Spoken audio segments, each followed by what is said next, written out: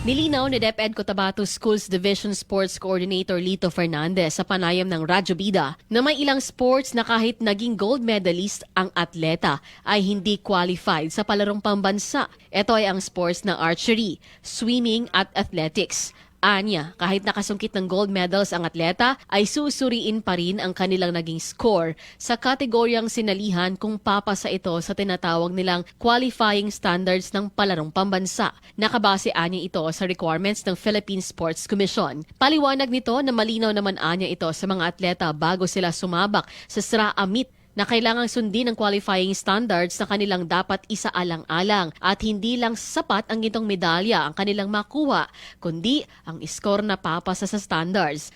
Before ang ating mga bata ng sabak, isa na sa competition, sila mismo nakabalo na in every event no, sa ating na level, especially sa regional meet at sa palarong pambansa, ang ating mga kabataan aware na sila. Matatandaang nakaraang taon ay naging kontrobersyal ang hindi pagpapadala sa champion team ng SAD Cotabato sa larong sepak takraw sa palarong pambansa dahil sa technical guidelines at ranking.